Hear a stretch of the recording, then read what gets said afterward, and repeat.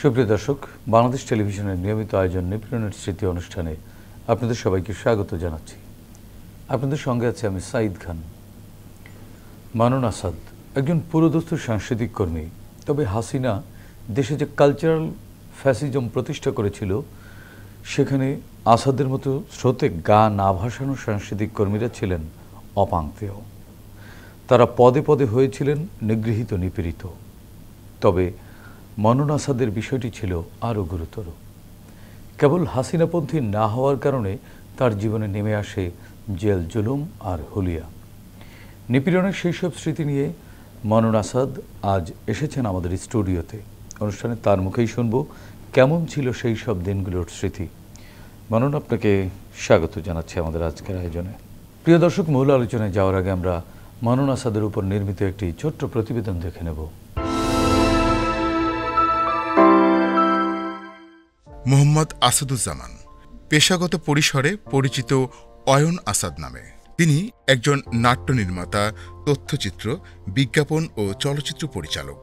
তার পিতার নাম মোহাম্মদ আব্দুল ওহাব ও মায়ের নাম মোসাম্মদ ফরিদা বেগম। স্থায়ী ঠিকানা পিরোজপুরের মঠবাড়িয়া উপজেলার আরামবাগ পাড়ায়। বর্তমানে আসাদের পরিবার রাজধানীর মোহাম্মদপুর এলাকার শের শাহ সুরি রোডে বসবাস করেন। মানন আসাদ মঠবাড়িয়ার KM লতিফ ইনস্টিটিউট থেকে SSC পাশ করে চলে আসেন ঢাকায়। HSCতে ভর্তি হন হাবিবুল্লাহ বাহার কলেজে। এরপর উচ্চশিক্ষা নেন সরকারি তিতুমীর কলেজ থেকে। পেশাগত জীবনে তিনি একজন সাংস্কৃতিক কর্মী। নাটক, তথ্যচিত্র, বিজ্ঞাপন ও চলচ্চিত্র নির্মাতা মানন আসাদের ঝোঁক সৃষ্টিশীল কর্মে। ছাত্রজীবনে জাতীয়তাবাদী ছাত্রদলের রাজনীতিতে জড়িয়েছিলেন মানন আসাদ। এছাড়াও তিনি সামাজিক সাংস্কৃতিক নানা সংগঠনের সঙ্গে যুক্ত থেকে করেছেন সৃজনশীলতা চর্চা। অসংখ্য নাটক, সিনেমা ও টেলিফিল্মের নির্দেশক মানন আসাদ বর্তমানে অগ্নিপুত্র নামে একটি ঐতিহাসিক সিনেমা নির্মাণের কাজে জড়িত।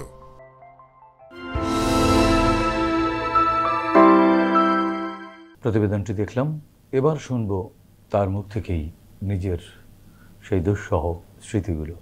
মানন, আপনি তো একজন সাংস্কৃতিক কর্মী, তাহলে আপনি কেন হাসিনার তোপের মুখে পড়লেন? আপনি তো রাজপথের রাজনীতিক না, কেন আপনি টার্গেট হলেন? ব্যাপারটা হচ্ছে যে আমি আসলে একজন সাংস্কৃতিক কর্মী, নাট্য পরিচালক, তথ্যচিত্র পরিচালক এবং চলচ্চিত্র পরিচালক। রিসেন্টলি আমি একটা চলচ্চিত্র করছি এবং ইতিহাসের উপরে। মেইনলি আমি আসলে ছাত্রদল করতাম। আমি হাবিবুল্লাহ বাহার ইউনিভার্সিটি ছাত্রদলের সেক্রেটারি ছিলাম 2001 থেকে 13 পর্যন্ত। আমি 2000 সাল থেকে সাংস্কৃতিক অঙ্গনে কাজ করি। আমি প্রাচ্যনাট থিয়েটার স্কুলিং করেছি। আমার উস্তাদ হচ্ছে মাসুম আজিজ, নাট্য পরিচালক। তো আমি ওনার চিফ অ্যাসিস্ট্যান্ট ছিলাম। এটাই আমার পেশা, রাজনীতি ছিল আমার নেশা। 8-এর নির্বাচনের পরে আমার রমনা থানা, হাবিবুল্লাহ বাহার কলেজ, ওখানে স্থায়ী ভোটার। তো ওখান থেকে আমি বিতাড়িত হই। আমার অনেক ছেলেপেলেদের উপর মানে অগণিতবার আক্রমণ করা হয়েছে এবং অনেকেই মৃত্যুসজ্জায় ছিল 1-1.5 বছর পর্যন্ত হাসপাতালে। তো এলাকা ছেড়ে আমি এক পর্যায়ে মোহাম্মদপুরে চলে যাই। গিয়ে আমি আমার শুটিং করার চেষ্টা করি, কাজ করার চেষ্টা করি এবং করতেছিলাম, এটাই আমার পেশা। তো চলছিল মোটামুটি ভালোই, আন্দোলন সংগ্রাম করি একবার, এদিকে এসে আবার ওদিকে আমি শুটিং করি, সংসার চলে। কিন্তু সমস্যা হলো 2012 সালে যখন গণজাগরণ মঞ্চ শুরু হলো, তখন থেকে আমি যেহেতু ব্লগিং করতাম অনলাইনে, তো আমার সহকর্মী যারা আছেন তারা আসলে, তখন আমরা তো মধ্যপন্থী রাজনৈতিক দল, কিন্তু তাদের ধারণা আমরা ডানপন্থী। কারণ যখন আমার আইডেন্টিটি তারা বুঝতে পারলো, আমার খুবই ক্লোজ, তারা 12-13 বছর ধরে আমার সাথে কাজ করছে সেটে। সারাদিন আমি ডিরেকশন দিচ্ছি, রাত 12টা-1টা পর্যন্ত, সারা বাংলাদেশের বিভিন্ন আনাচে কানাচে। এত সূক্ষ্মতা, এত বন্ধুত্ব সুলভ সম্পর্ক সবার সাথে এবং যথেষ্ট রেসপেক্ট করতো আমাকে। তো আমাকে যখন আইডেন্টিফাই করলো যে আমি বিএনপি পন্থী, তখন থেকে আমাকে রাজাকার ডাকা শুরু করলো। কারা? আমার আর্টিস্টরা, আমার প্রডিউসাররা, আমার কলিগরা, আমার বন্ধুরা, সাংস্কৃতিক অঙ্গনের হিরো হিরোইন, আমি নাম বললে সবাইকে চিনবেন। আমরা তো আসলে পারিবারিক শিক্ষার অভাব নাই ইনশাল্লাহ, তো পারিবারিকভাবেই আমরা ওই শিক্ষাটা পেয়েছি, কারো ক্ষতি না করা। তো আমি চাই না কারো ক্ষতি হোক, কারণ আমার সাংস্কৃতিক অঙ্গনটা, রাইট, আমার সাংস্কৃতিক অঙ্গনটা আসলে অনেক কষ্টের জায়গা, অনেক ত্যাগ তিতিক্ষার জায়গা, এখান থেকে ঝরে পড়ার সংখ্যাই বেশি। তো তারা যখন আইডেন্টিফাই করলো যে আমি বিএনপি করি, আমি ছাত্রদলের সেক্রেটারি। তখন থেকে আমাকে বুলিং কন্টিনিউয়াসলি করা শুরু করলো। প্রত্যেকটা শট কাট বলার সাথে সাথে, এই রাজাকার, কী অবস্থা হয়েছে, তুই তো রাজাকার। 40-50 জনের ইউনিট সবার সামনে। এখন অনেক আর্টিস্ট আছে তারা সেকুলার, কিন্তু তারা চায় না যে আমাকে রাজাকার বলুক, কিন্তু এটা একটা কন্টিনিউয়াস প্রসেস হয়ে গেছিলো তাদের। তো যাই হোক, 2014 পর্যন্ত আর কি আমি মোটামুটি কাজ করতে পারছি, নির্বাচনের আগ পর্যন্ত। কিন্তু আমার কাজের সংখ্যা কমে আসছিল। আমার প্রডিউসাররা আমার ফোন ধরতো না। এক পর্যায়ে যারা আমাকে প্রতিদিনই ফোন দিত তারাই ফোন ধরতো না। কাজ দেওয়ার পরে কাজ উজ্জ্ব করে নিয়ে যাওয়া, সিরিয়াল। তো 2013 সালে তো মার্চ ফর ডেমোক্রেসির আন্দোলন হলো। 7ই জানুয়ারি নির্বাচন আমরা বয়কট করলাম। ম্যাডাম আসতে পারলো না গুলশান থেকে পার্টি অফিসে। আন্দোলন চলমান ছিল। আমি ডিরেক্টর হওয়ার পরেও কাজ না থাকার কারণে আমি আবার প্রধান সহকারী পরিচালক হিসেবে কাজ করতে বাধ্য হয়েছি। সেটা আবার মাসুম আজিজের, কায়সার আহমেদের, আরও অনেক। আমার একজন প্রডিউসার 2টা সিরিয়াল আমাকে দিয়েছিল, সে 2টা আবার তুলে নিয়েছে। উনি রাত 4টা পর্যন্ত আমাকে ডিস্টার্ব করতো ফোনে, চ্যাটিংয়ে। আমি কেন বিএনপি করি, আমি কেন জিয়ার সৈনিক, এই অঙ্গনে কাজ করে। আমি একটা সিরিয়াল করতাম আজিজ মার্কেট শাহবাগ ঢাকা 1000 নামে, 21 টিভির। তো ওই সিরিয়ালে ওই সময় আর্টিস্ট ছিল ফজলুর রহমান বাবু। তো ওনাকে একদিন আমি শুটিং শেষে ওনার বাসায় ড্রপ করে দিব। আমার বাসা শান্তিবাগ ছিল তখন। তো উনি বলতেছে ওনার বাসা হচ্ছে শান্তিবাগেই। কোথায়? শান্তিবাগের এপাশে। এপাশে কোথায়? শাহজাহানপুর না, শহীদবাগ না, তাহলে কোথায়? বলে শহীদবাগের আগের গলি। আমি বলছিলাম এটা সাইদির গলি। তো উনি মারাত্মক রকম খেপে গেছিল। মনন, তুমি এত ভালো একজন সাংস্কৃতিক কর্মী, একজন পরিচালক হয়ে কিভাবে সাইদির গলি বললা? মানে আমি সাইদির গলি কেন বলছি এটা নিয়ে সে আমার উপর ক্ষিপ্ত। সে সারাক্ষণ গাড়িতে এটা বলছে, এরপরে যতবার কাজ হয়েছে তার সাথে সে একই কথা বলছে, এটা সাইদির গলি কেন হবে, ওখানে তো আমিও থাকি। তো এ হচ্ছে তাদের মেন্টালিটি আমাদের সাংস্কৃতিক অঙ্গনের। এনারা যেটা করছে, সবাই বলে বলে কে বিএনপির। আমাদের সংখ্যা কিন্তু খুবই কম সাংস্কৃতিক অঙ্গনে। প্রত্যেককে এরা হেল ডাউন করছে, প্রত্যেককে। ধরেন একজন আর্টিস্ট প্রডিউসারকে বলছে ওকে কাজ দিয়েন না, কেন? ও তো বিএনপি করে। চ্যানেলে গিয়ে বলছে আপনি ওকে কাজ দিচ্ছেন কেন? ও তো বিএনপি করে। আমার সিরিয়াল বন্ধ করে দিচ্ছে। জেলে যেতে হয়েছিল। এটাই আমার শেষ রক্ষা। মানে অনেকবার অ্যারেস্ট হয়েছি, কিন্তু জেল খাটতে হয় নাই। এখানে একটা কাজ আমার করছে, সেটা হচ্ছে আমার আইডেন্টিটি। সাংস্কৃতিক কর্মী হিসাবে পার পেয়ে গেছি। এনিহাও থানায় কয়েকবার যেতে হয়েছে, রাস্তা থেকে কয়েকবার অ্যারেস্ট হয়েছি, এবং আমাকে অ্যারেস্ট করার পরে আইডি কার্ড শো করার পরে অনেকেই ছেড়ে দিয়েছে। এটা না চেনার কারণে ছেড়ে দিয়েছে সাংস্কৃতিক কর্মী হিসেবে। তো আমার জেল খাটতে হয় নাই। এটা আমার সৌভাগ্য বলতে পারেন। আচ্ছা আচ্ছা, মামলা ছিল? হ্যাঁ, মামলা আছে। কতগুলো? মামলা 3টা। কি মামলা এগুলো? এগুলো সব আন্দোলনের মামলা, পিকেটিংয়ের মামলা। একজনের কথা বলতে চাই, উনি হচ্ছে মারুফ কামাল খান। আমি যখন এই এলাকা ছেড়ে মোহাম্মদপুরে যাই, পাশাপাশি বাসা, উনি আমার শ্বশুর। তো নির্যাতন নিপীড়ন কাকে বলে আমি ওনার উপর দিয়ে দেখেছি। উনি 2009 সালে পল্টন সমাবেশে ওই যে 10 টাকা কেজি চাল খাওয়াবো, আর আমি বিরোধী দলে গেলেও আর কোনো দিন হরতাল দিব না, এই ভিডিও দেখানোর পরে ওনার নামে পরের দিনই 2টা মামলা হয়। তারপরে ওনার বড় ছেলেকে হিজবুত তাহরির মামলা দিয়ে অ্যারেস্ট করা হয় এক রাতের ভিতরে। নামাজে গেছিল শুধু ভোরবেলা, সেখান থেকে। তারপর থেকে তো উনি পলাতক 13 সাল থেকে। ওনার 12 সালে একটা সার্জারি ছিল, সেই সার্জারির পরে ওনার রুটিন চেক আপ ছিল। ওটা আমাদের জাহিদ স্যার ছিল, উনি নিয়ে গেছিলেন সার্জারি করে। উনি আর কোনো দিন যেতে পারে নাই সিঙ্গাপুরে 12 সাল থেকে। এরপরে 17 সালে আমার শাশুড়ি, উনি একটু মেন্টালি ডিসঅর্ডার ছিল। তো ওনাকে রাষ্ট্র সর্বোপরি চেষ্টা করছে ওনাকে বায়াস্ট করে আমার শ্বশুরের বিরুদ্ধে কিছু বলানোর জন্য। 19 জন সাংবাদিক গেছেন আমাদের বাসায়, দেশের প্রথম সারির, গিয়ে হচ্ছে আমার ওয়াইফ শালিকা ওনাদেরকে টর্চার করছে।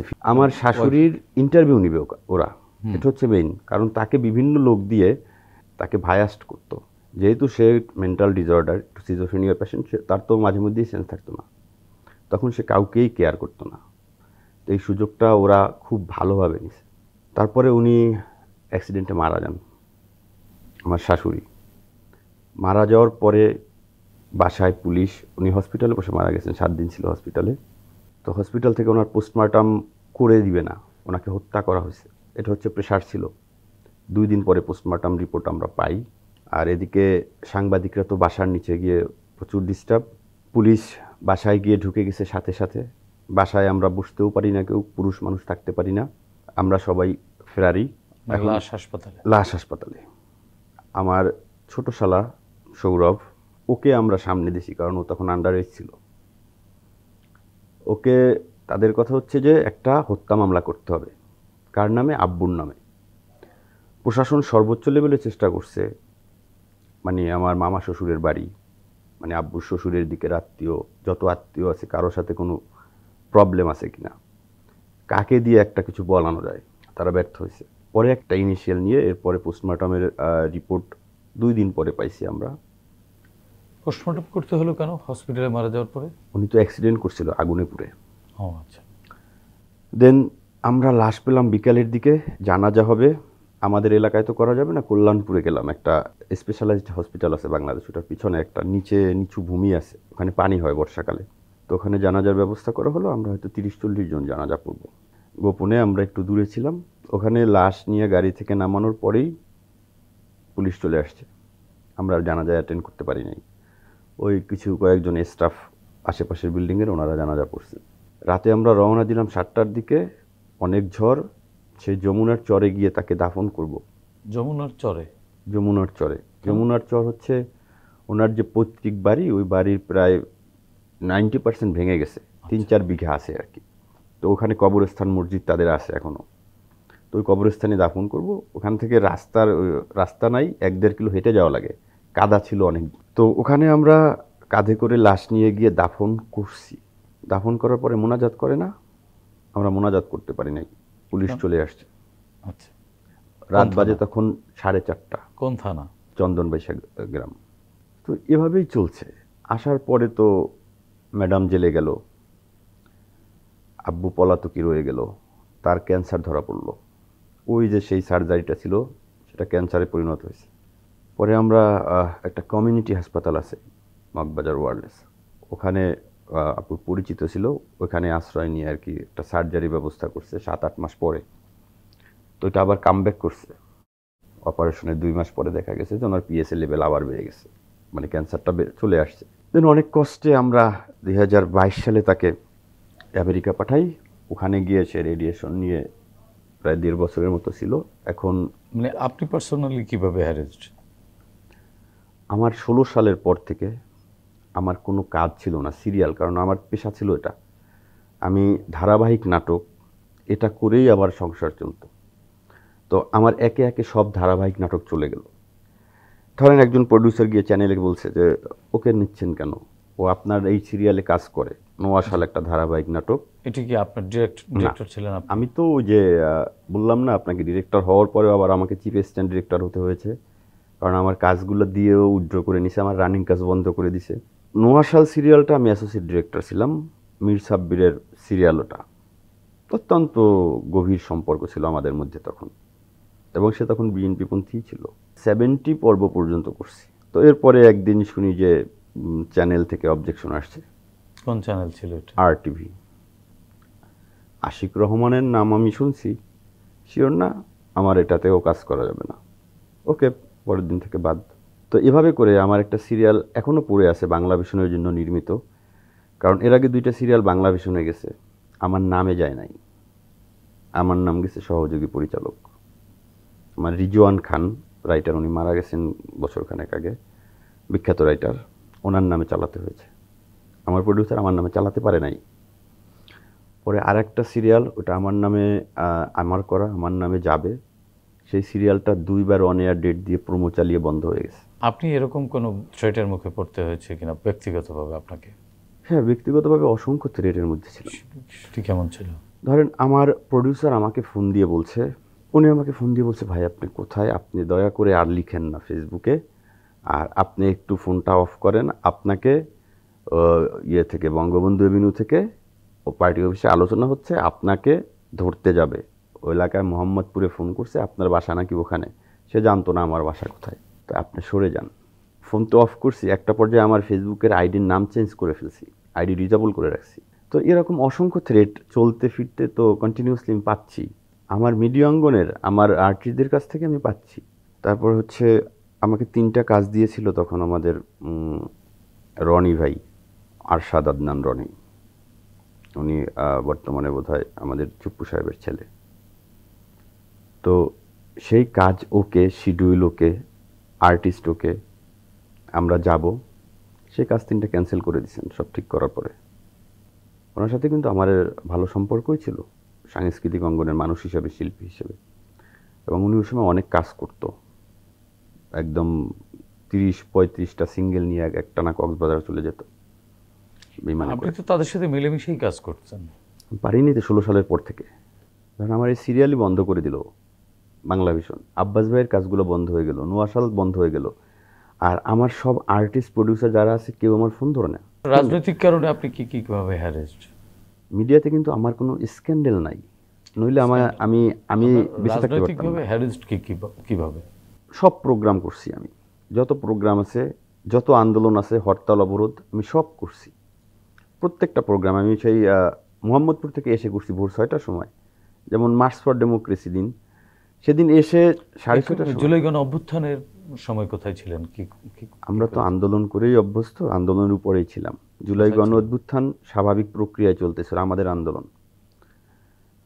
আমি ফার্স্ট নামছিলাম আমাদের সাংস্কৃতিক অঙ্গনের পক্ষ থেকে একবার, সেটা হচ্ছে সংসদ ভবনের দক্ষিণ প্লাজায় 19শে জুলাই সকাল 11টায় আমাদের প্রোগ্রাম ছিল। থিয়েটার আর্টিস্ট, 12:30 পর্যন্ত আমরা অনেক যুদ্ধ করে, পুলিশের পারমিশন ওরা তো দিচ্ছিল না, 10 মিনিট টাইম দিচ্ছিল, যেহেতু আমরা সাংস্কৃতিক কর্মী। তো অনেক যুদ্ধ করে আমরা 1 ঘন্টা ওখানে করছি। ওখানে শহীদুল আলম থেকে শুরু করে সবাই ছিলেন, তবে এর মধ্যে 3 থেকে 4 জন ছিলেন যারা এক দফার পক্ষে ছিলাম আমরা, আমি, হিমি হাফিজ, শহীদুল্লাহ সবুজ। ওই প্রোগ্রাম শেষ করে আমাদের পল্টনে প্রোগ্রাম ছিল প্রেস ক্লাবে, রুহুল কবির রিজভী ভাই আসবেন ওই দিন। তো ওই প্রোগ্রাম শেষ করে আমরা সেগুনবাগিচা আসলাম, কারণ পল্টনে প্রোগ্রাম, প্রেস ক্লাবের সামনে বারডেম হাসপাতালের ভিতরে দাঁড়ালাম। কিছুক্ষণ পরে শুনলাম রিজভী ভাই অ্যারেস্ট, রুহুল কবির রিজভী ভাই অ্যারেস্ট। 19 তারিখ ছিল, 19 তারিখ শুক্রবার, সমাবেশ পণ্ড দিন। তো ওখানে আমাদের মারামারি গ্যাঞ্জাম চলতে রইল ঘন্টা দেড়েক। ওখান থেকে পুলিশের সাথে আমরা যুদ্ধ করতে করতে একদম কাকরাইল মোড় হয়ে কর্ণফুলী গার্ডেন সিটির সামনে পর্যন্ত আসছি। তো ওখানে এসে আমরা প্রায় 1.5 ঘন্টা মিছিল করছি। টিয়ার শেল, গ্যাস তো খাইছি, রাবার বুলেট, আমার মাথার পিছনে 2টা রাবার বুলেট লাগছিল, কিন্তু এটা ঠিক হয়ে গেছে পরবর্তীতে। ব্যথা আছে, এখনও ব্যথা হয়। তো এরপরে একদম 5 তারিখ পর্যন্ত প্রতিদিনই আমরা রাজপথে। এই যে ত্যাগ, আন্দোলন, সংগ্রাম, এগুলো যে প্রত্যাশা নিয়ে আন্দোলন সংগ্রাম করেছিলেন, রাজপথে ছিলেন, সেই প্রত্যাশিত বাংলাদেশ কি ফিরবে বলে মনে হয়? আমাদের লক্ষ্য উদ্দেশ্য তো নতুন বাংলাদেশ বিনির্মাণ করা। আশা করি সামনে নির্বাচনটা যদি আমরা করতে পারি, জনগণ যদি ভোট দেয়, সঠিক নেতৃত্ব আসে, প্রত্যাশিত বাংলাদেশ ইনশাল্লাহ হবেই।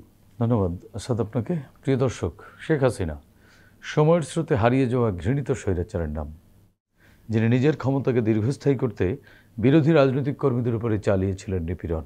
তার এই নিপীড়ন পৃথিবীর বহু স্বৈরাচারের রক্ত নদীকে করেছে ম্লান, গড়েছে নির্মমতার নতুন রেকর্ড।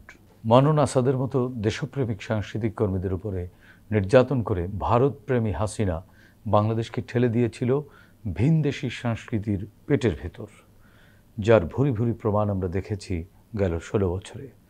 24-এর গণ অভ্যুত্থানের সময় আমরা দেখেছি হাসিনার পালিত তথাকথিত সাংস্কৃতিক কর্মীরা কিভাবে দেশের ছাত্র জনতার পক্ষ না নিয়ে ক্ষমতার পদলেহন করেছে। আমরা চাই মানন আসাদের মতো দেশপ্রেমিক সাংস্কৃতিক কর্মীরা আবারও ফিরে পাক তাদের হারানো সম্মান। সেই সঙ্গে তাদের যারা নিপীড়ন করেছে তারা মুখোমুখি হোক দেশের প্রচলিত বিচারের।